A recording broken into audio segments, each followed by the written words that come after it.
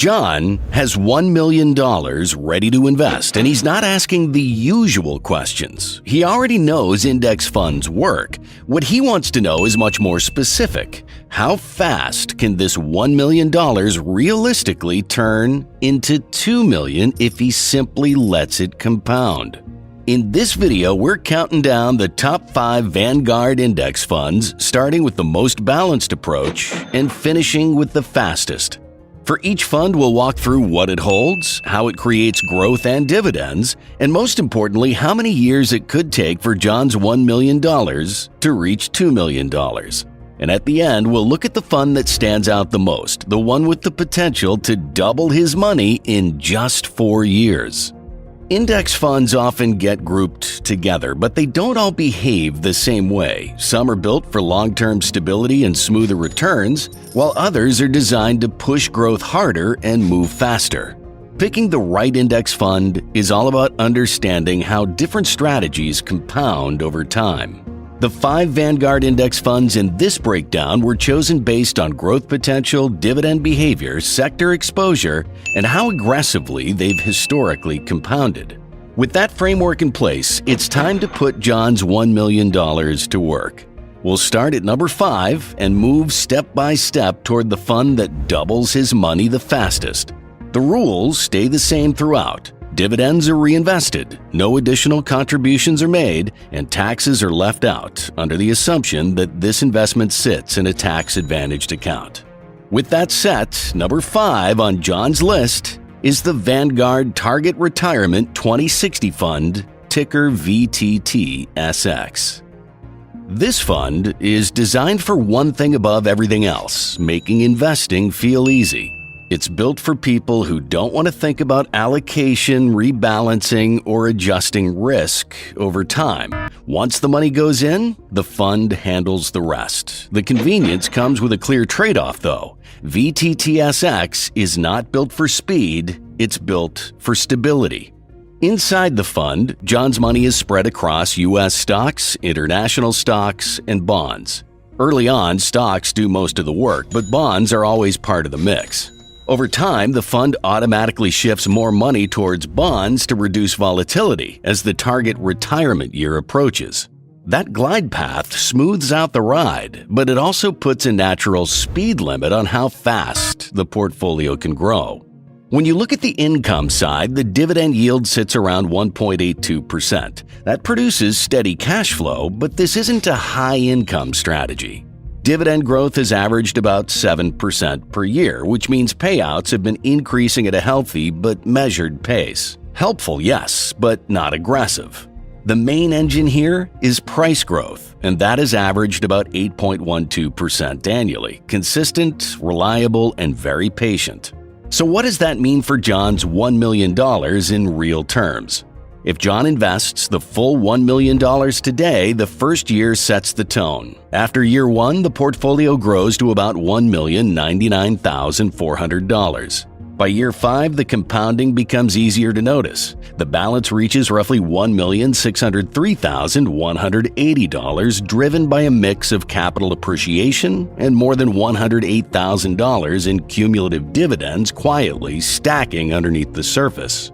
In year 7, John is clearly in range. The portfolio climbs to about $1,933,881. Then, in year 8, the milestone arrives. The account crosses $2 million, reaching roughly $2,123,440.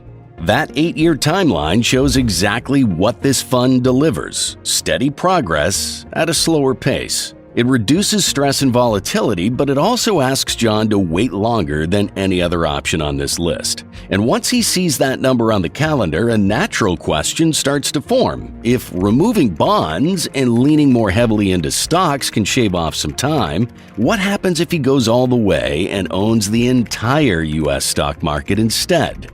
That question takes us to number 4. And number 4 on John's list is the Vanguard Institutional Stock Market Index Fund, ticker VITPX. This is where the strategy clearly shifts gears. Unlike the retirement fund, VITPX doesn't try to smooth the ride with bonds or gradually dial back risk. It goes all in on stocks. The idea here is simple. If you want faster growth, you need full exposure to the market that actually produces it. What John owns inside this fund is the entire U.S. stock market in one package. Large companies, mid-sized businesses, and small firms are all included. When a company grows, it naturally becomes a bigger part of the fund. When it shrinks, its weight fades.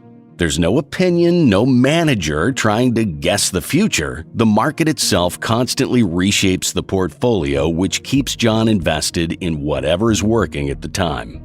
On the income side, the numbers already look different. The dividend yield sits around 2.3%, which is noticeably higher than the retirement fund. More importantly, dividend growth has averaged about 10.95% per year. That means reinvested dividends start compounding faster, adding momentum early on. Price appreciation has averaged roughly 9.12% annually, which doesn't sound dramatic on its own, but when you combine it with growing dividends and full stock exposure, the timeline starts to compress. So how much time does that actually save John? Well, if John invests $1 million into VITPX, after year one, the portfolio grows to about $1,114,200. By year 5, the account reaches roughly $1,723,795, supported by more than $150,000 in cumulative reinvested dividends, alongside capital appreciation. Then, in year 7, John hits the milestone. The portfolio climbs past $2 million, reaching about $2,149,272. Instead of waiting 8 years like the retirement fund, this full market approach gets him there in 7. But now John notices something else. If owning the entire market can cut the timeline to 7 years, what happens if he narrows the focus to just the biggest, most profitable companies? That thought naturally leads him to the next step on the list, and to number 3. And remember, in the end, I'll show you John's top pick, the one with the potential to turn $1 million into $2 million in just 4 years. But first, number 3 on the list is the Vanguard 500 Index Fund, ticker VFIAX.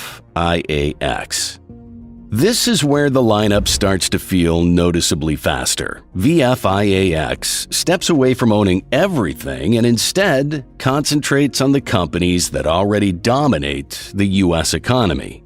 Rather than owning thousands of stocks, John is now focused on the largest and most profitable businesses in the country.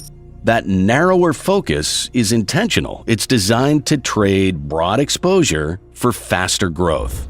Inside this fund are the 500 largest U.S. companies, weighted by market value. When a company performs well, its weight naturally increases. When it falls behind, it shrinks inside the index. Success earns more influence, which means the fund constantly leans towards what's already working in the market. Over long periods of time, that bias has mattered. The income profile reflects that shift. The dividend yield sits around 1.11%, lower than the total market fund. Dividend growth has averaged about 5.59% per year, which is typical for large established companies that focus more on reinvesting profits than rapidly raising payouts. In this fund, dividends help, but they're not the star of the show. The real driver is price growth, and that has averaged about 12.37% annually. So what does that change for John's timeline? Well, with $1 million invested in VFIAX, the acceleration shows up early. After year 1, the portfolio grows to about $1,134,800 as price growth does most of the work. By year 5, compounding is clearly ahead of the total market fund. The balance reaches roughly $1,870,263, with growth continuing to pull away. Then in year 6, John hits the milestone. The portfolio crosses $2 million, reaching about $2,116,229. That's a full year faster than the total market approach, driven by a tighter focus on large cap leaders. So then, John asks, if focusing on large cap leaders can cut the timeline to 6 years, what happens when growth becomes the primary objective and income takes a back seat entirely?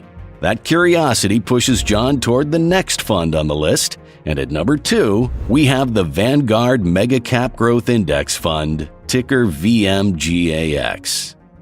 At this point, the strategy becomes very clear. VMGAX is not trying to balance growth and income. It's not trying to smooth out volatility. This fund exists for one reason: to grow as fast as possible by concentrating on the largest growth-focused companies in the market. John is now making a deliberate trade. He's giving up comfort and income in exchange for speed. Inside the fund are mega-cap growth businesses that already dominate their industries. These are companies built around technology, platforms, and scalable products where revenue can grow quickly without costs rising at the same pace. Because the fund is more concentrated, each holding matters more. When these companies perform well, the portfolio moves fast. When they don't, the swings are more noticeable. That focus shows up immediately in the numbers. The dividend yield is only about 0.39%, which tells you income is almost irrelevant here. Dividend growth has actually averaged slightly negative, at around negative 0.37%, reinforcing the idea that these companies prefer reinvesting cash back into growth rather than paying it out. That's not a flaw, that's just how fast-moving businesses innovate. The real headline is price appreciation, which has averaged about 16.45% per year. So what does that do to the timeline? With $1 million invested in VMGAX, the acceleration is immediate. After year 1, the portfolio jumps to about $1,168,400. That early move comes almost entirely from price growth, not dividends, which tells you right away what kind of fund this is. By year 3, the balance climbs to roughly $1,592,516, and growth is now compounding on top of already large gains. In year 4, the portfolio reaches about $1,858,060, and in year 5, the account grows to roughly $2,167,179, doubling his original investment in just 5 years. That's a major shift. Just a few steps back, 8 years felt normal. Well, now the timeline has been slashed nearly in half and is 3 years faster. The trade-off is volatility. Along the way, this fund will experience bigger swings, both up and down. But if John's only question is speed, VMGAX delivers a clear answer. And yet, one final question remains. If concentrating on mega-cap growth companies can get the job done in 5 years, what happens if he goes one step further and focuses entirely on the fastest-growing sector in the market? And that brings us to number 1 on the list, the Vanguard Information Technology Index Fund, ticker VITAX.